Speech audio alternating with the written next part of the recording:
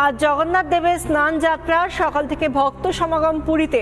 সকাল থেকেই সাজু রব পুরীতে, এবং সেখানে ইতিমধ্যেই আমরা যে ছবিটা প্রতি মুহূর্তের একটা করে যখন প্রহর কাটছে, একটা করে মুহূর্ত এগোচ্ছে, তার মধ্যে আরও বেশি ভক্ত সমাগম হচ্ছে পুরী ধামে।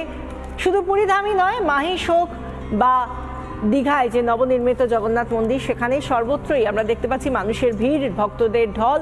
আজ স্নান যাত্রা জগন্নাথ দেবের, সেই স্নান যাত্রাকে কেন্দ্র করে পুরী এবং মাহিষের ছবি আমরা দেখাচ্ছি। একদিকে পুরী ধামের ছবি, অন্যদিকে মাহিষের 629 বছরের রথযাত্রা ও স্নানযাত্রা, সেখানকার ছবি আমরা দেখাচ্ছি। স্নানযাত্রার ছবি। আমাদের সঙ্গে রয়েছেন মাহিষ থেকে সরাসরি আমাদের প্রতিনিধি সুজিত গৌড়। সুজিত, এই মুহূর্তের ছবি কি?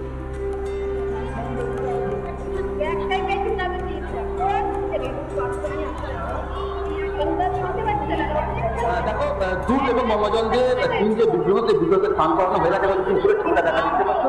সেই যে যেখানে হচ্ছে স্নান পুরীর যে মাঠ এবং মাঠের উপরে যে মঞ্চ রয়েছে, সেখানে কিন্তু এই তিনটে যে বিগ্রহ তাকে কিন্তু স্নান করানো হয়ে গেছে। এরপরে যে থাকছে, এরপরে যে নিয়ম নীতিটা থাকছে, সেই কিন্তু তারা সেই পুজো অর্চনা করছে। আমাদের সঙ্গে প্রচুর মানুষ রয়েছে, একটু কথা বলার চেষ্টা করবো।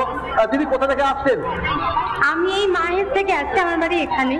তো জগন্নাথের মন্দিরে প্রত্যেক বছরই আসি। সামনে কিছুদিন পরেই রথ, মানে প্রত্যেক কিছুতেই আসে জগন্নাথ। খুব ভালো লাগছে। প্রচুর কিন্তু ভক্ত আছে এখানে, ভক্ত সমাগম। কথা বলার চেষ্টা করবো। কোথা থেকে আসছেন আপনি? কোথা থেকে আসছেন? আমি লক্ষ্মীঘাট থেকে, মাহেশ লক্ষ্মীঘাট। তো স্নানযাত্রা দাঁড়িয়েছিলেন? হ্যাঁ, ভালো লাগলো, দেখলাম কি সুন্দর লাগলো, জল ঢাললো, খুব ভালো লাগলো। প্রচুর মানুষ এসেছেন এবং আজকে স্নান যাত্রার তারা একদিকে দর্শন করছেন, অন্যদিকে তাদের আজ থেকেই যেন রথযাত্রার আমেজ তারা উপভোগ করছেন। অনেক ধন্যবাদ। আমরা ছিলাম মাহিষের ছবি দেখছিলাম আমাদের প্রতিনিধি সুজিতের সঙ্গে। অন্যদিকে পূর্ব মেদিনীপুরের দিকে নজর রাখবো। দীঘায় জগন্নাথ স্নান যাত্রা, সেখানে যেভাবে আমরা দেখতে পাচ্ছি পুরীর পাশাপাশি দীঘাতেও ভক্ত সমাগম। জগন্নাথ দেবের স্নান যাত্রায় বিশেষ পুজো, 108 উপাচারে পুজো জগন্নাথ দেবের। সেখান থেকে আমাদের প্রতিনিধি বিষ্ণুব্রত পান্ডা যে ছবি তুলে ধরেছেন, দেখুন। জগন্নাথ দেব স্নান যাত্রা, আমরা এই মুহূর্তে আছি দীঘার জগন্নাথ ধামে। আমরা সেই মূর্তি দেখাচ্ছি। এই হচ্ছে সেই মন্দির। এই মন্দিরের থেকে আজকে জগন্নাথ, বলরাম, সুভদ্রা আজকে তাহলে স্নান বেদিতে আসছেন। আমরা তার আগেই সেই মন্দিরের ছবি দেখাচ্ছি, যেখানে আজ তার জন্মবার এবং জন্ম জ্যৈষ্ঠ মাসের যে পূর্ণিমা তিথি, সেই তিনি স্নান করবেন। 108টি কিন্তু কলস, ইতিমধ্যে 8টা কলস বিভিন্ন জায়গা থেকে আমরা সেই ছবি দেখাচ্ছি।